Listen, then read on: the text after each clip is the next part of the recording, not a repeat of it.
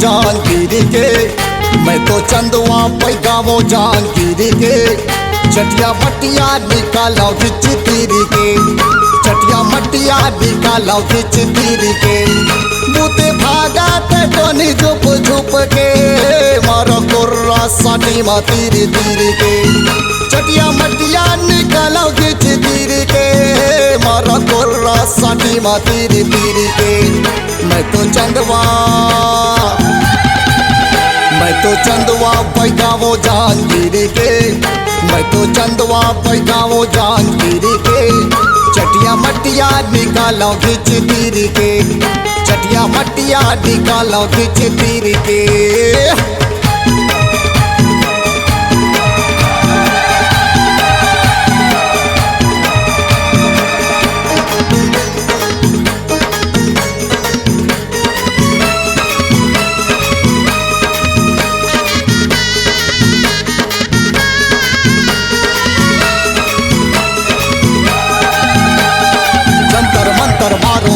पूत प्रेत मर जाए, तितला तिड़का मरी मसान शमशान घाट चल जाए, शमशान घाट चल जाए।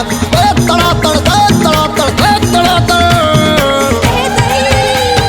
कोनो हाथे कोनो कापे कोनो हा गुर्राए, कोनो कहे छोड़ रे भाई काया किला देखावे, कोनो कहे छोड़ रे भाई काया किला देखावे। कोनो हाथे कोनो कापे कोनो हा गुर्रावे, कोनो कहे छोड़ रे भाई काया किला देखावे, कोनो कहे छोड़ रे भाई काया किला देखावे। साटा को रामा मारो खिच खिच के, चटिया मटिया निकाला तीर खिच के। साटा को रामा मारो तीर तीर के, चटिया मटिया निकाला खिच तीर के। मैं तो चंदवा पैगामो जानकीरी के, मैं तो चंदवा पैगामो जानकीरी के। चटिया मटिया निकालो खिच तीरी के, चटिया मटिया निकालो खिच तीरी के।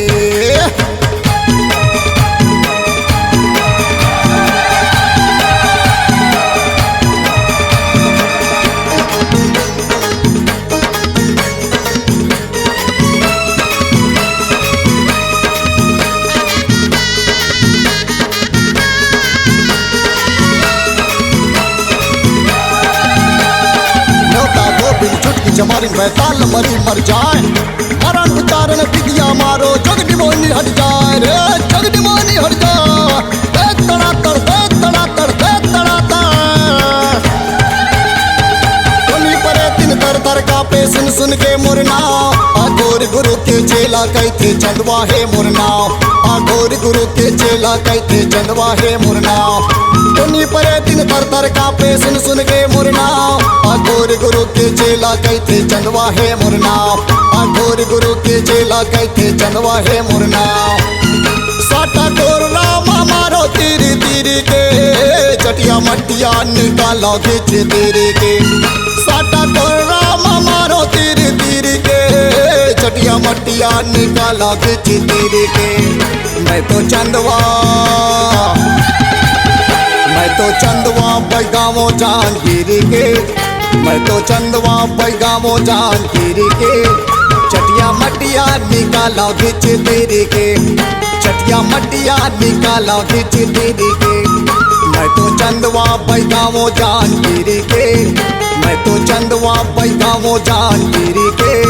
चटिया मटिया निकालो खिच तीरी के, चटिया मटिया निकालो खिच तीरी के।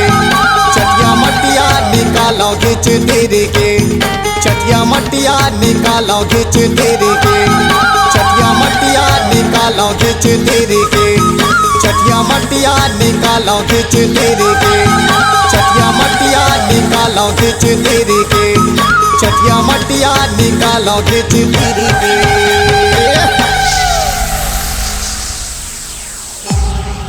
C-Log Digital Recording Studio, Cordoba.